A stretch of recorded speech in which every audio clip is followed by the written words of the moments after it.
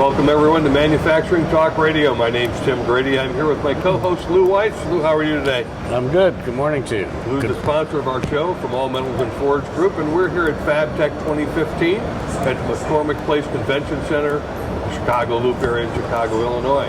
We have joining us Efram Abrams. Efram is with the American Welding Society. They're one of the sponsors of the show. Well, welcome Efram to Manufacturing Talk Radio. Gentlemen, thank you for having me on. I appreciate the opportunity here. Give us a quick insight into, as quick as you can, it's a big organization, That's the American Welding Society. Sure. Well, we are a trade association, a membership trade association that promotes really all things welding, allied processes, the science behind it. We're roughly 71,000 members worldwide. Wow. We promote, we educate, we train, we certify. Really, again, all things welding, really try to promote and enhance the science, get folks interested in welding. You know, at the end of the day, the skills gap is real, the knowledge gap we hear about is real, and this is really one of our biggest missions. You have publications also. Indeed, absolutely. Yeah, we have multiple publications. We have our Welding Journal, our monthly publication that comes out to all members. Inspection Trends, which is our inspection quarterly magazine, and we do have a translation of our Welding Journal as well into Spanish. Mm-hmm. What's your circulation like? So we got 71,000 members for the Welding Journal.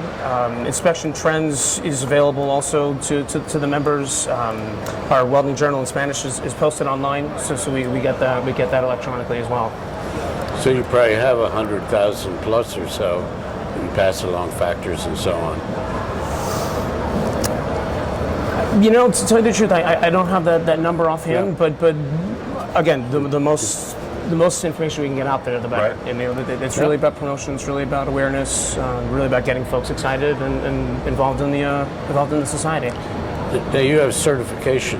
We do. We have a great certification arm. Our Certified Welding Inspector program is a well-known component of the welding industry, of course. We do have others. We have a Certified Welding Supervisor, Certified Radiography Inspector. We're working on other components to better the industry. A lot of, simply put, if there's a need within the industry, we'll do it. There's a program within the resistance welding community that's looking for a certification program, and we've been active in putting that together as well. How long has AWS been around? Great question. Since 1919. Wow. Yeah. They had welding in 1919. Who knew, right? Who knew?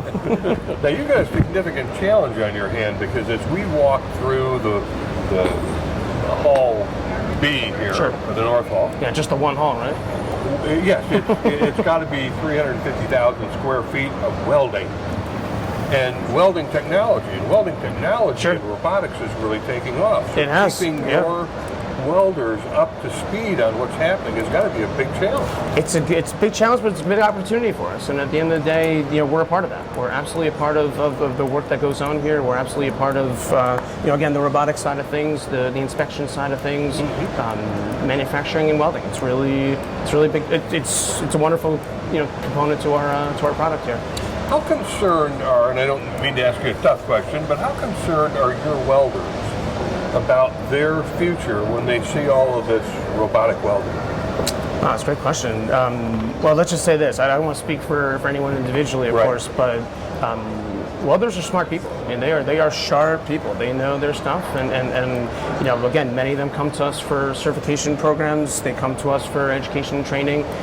So just like anyone else, when they see an opportunity, they go for it. So certainly, I don't think one person just does one component anymore. They're a bit spread, but they rise to the challenge also. Along with the rest of the country that's suffering from skills gaps, and where does the welding world fit into that? Oh, I think it's an intricate part of that. Are there shortages? Yeah. We've been told that by 2020, we're estimating that there'll be a deficit of over 550,000 welders.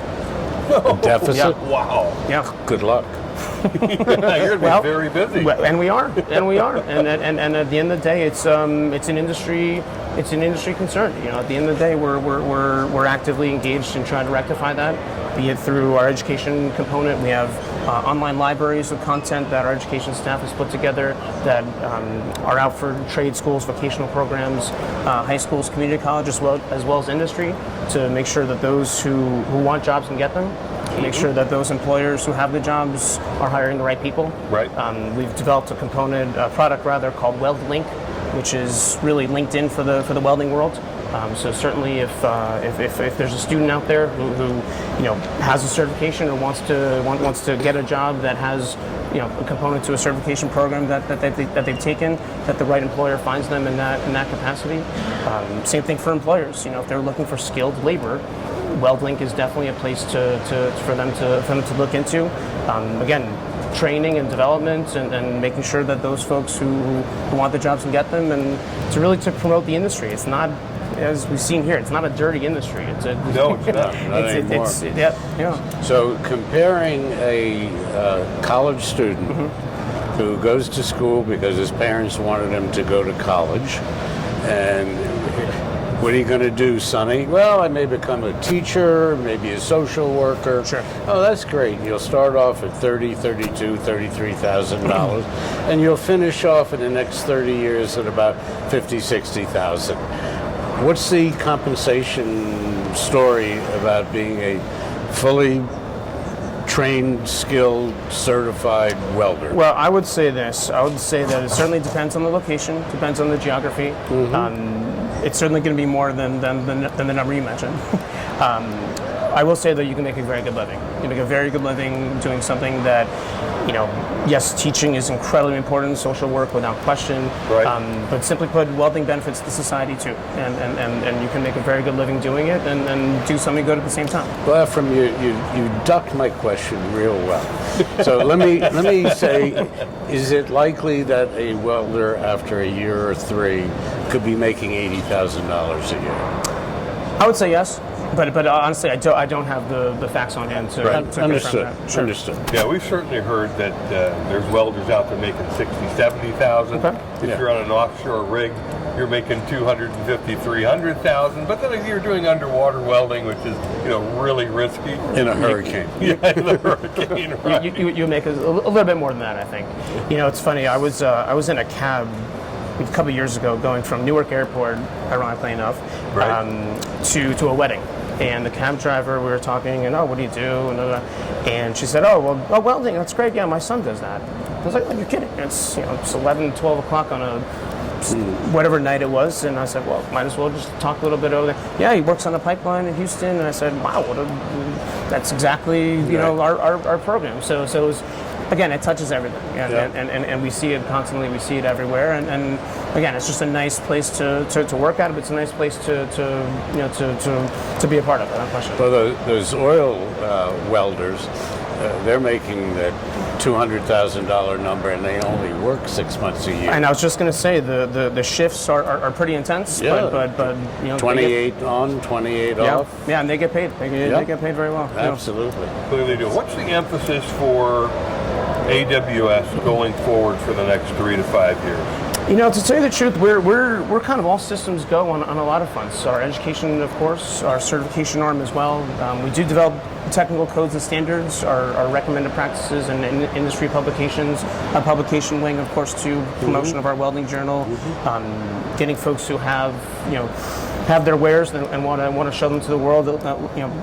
Keep them in our welding journal, of course, and promote their material on our website. But really to educate, I think, the workforce, really to kind of get, again, those employers filling those jobs that need filled, getting students and getting folks who are looking for work into the workforce, expand internationally, get folks outside of our borders involved with us too. Certainly Right. a big part of our operation. Where are your various training centers, or do you just have one in Chicago?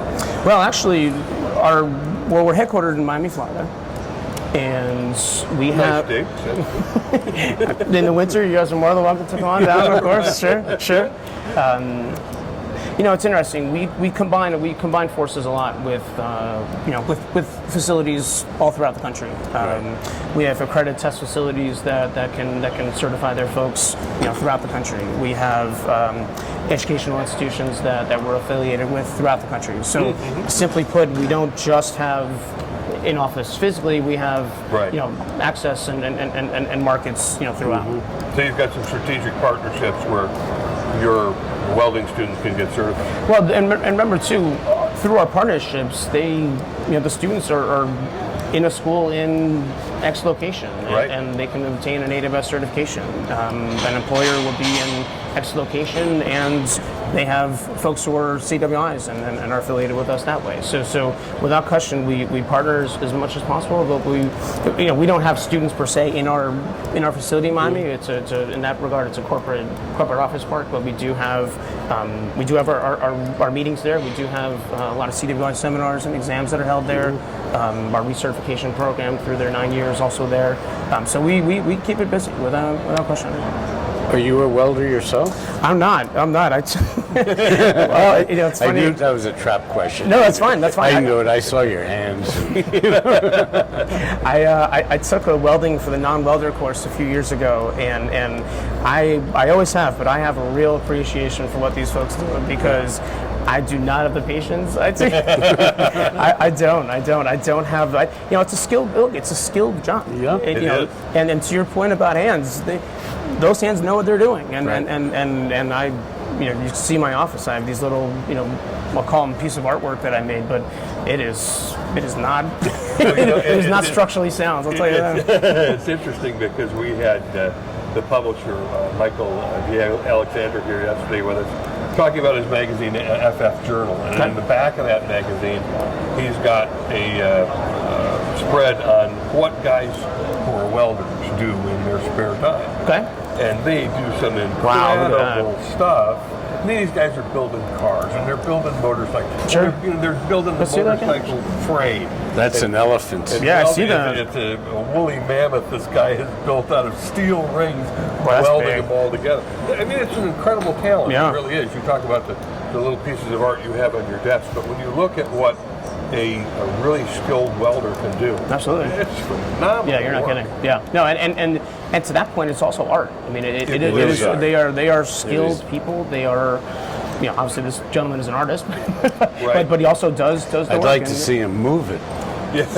That would be a trick. with a big crane. With a big crane. That's Well, right. and any That's of right. us, if you look around at where metal joins metal, any of us probably can remember a time when we ran our hands across and found a little burr on a weld. Sure.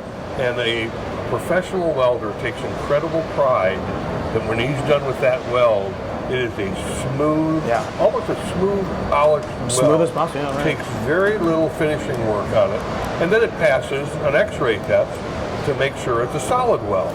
And that X-ray test can find little imperfections and Yeah.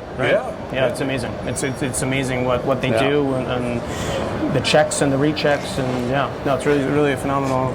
You mentioned before that the country is short 550,000 welders. Dang. How many welders are there?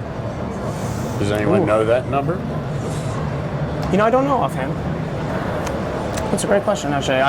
You can get back to me on that. I sure would. No, I believe me, I will. Absolutely. Be a fascinating number to know because obviously if we're going to be short that many welders, wow, you've got a large task ahead of you. Well, we do, and listen, it's a that's skilled. exciting. It absolutely is. It's a skilled trade. It's a skilled trade, and as many of us know, skilled trades are not as common as they once were, as far as younger folk getting into that industry. And what we find is we one of our goals is to clean it up. Is to we're here. We see how it's not the dirty job that many people have that misperception of. It's a clean job. It really is.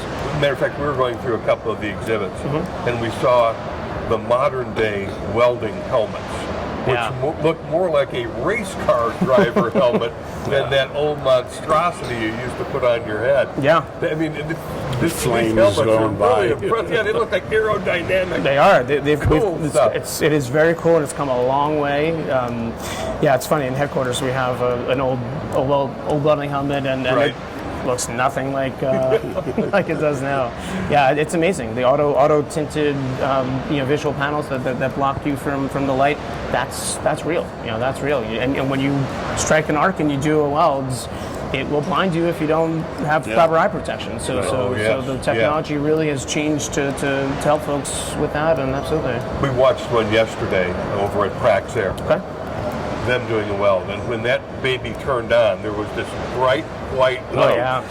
I looked at each other afterwards like we can't see anything. I jumped back about 2 feet. It's real. It's real, and again, that's what makes things like that. That's what makes our country, and it makes our buildings, it makes our airplanes, our boats, our trucks, our you name everything. it. Absolutely. Any ship afloat. That's it. It's been welded. From your nose to your toes, you bet. Absolutely. That's exactly right. Yeah. And I always challenge people who are listening to the show to look around you. Yeah. As you walk through your daily life. Yep. And to look for things that are welded, and you'll be astonished at how much you can find. Oh, you'll lose count after. That's exactly right. Yeah. It's amazing. It again, from your nose to your toes. It's really important. It really is. Yeah. Well, we certainly appreciate the work that the American Welding Society has done, and I appreciate your work. Absolutely. We would like to invite you, if you've got the latest and greatest hot breaking news, let us know so we can get it on the air. Love to have you come back on the show and talk more about the Welding Society. This has been fun, absolutely. Yeah, I'd love to. You bet. Anything that we can do to help out the industry and help fill 550,000 jobs, that's a staggering number. We'll be glad to do it. I look forward to that. Thanks for joining me. No, thank you. Talk Radio. You bet, anytime. Thank you so much. Sure thing. Thank you. You bet. Nice talking to you. Likewise. Manufacturing Talk Radio.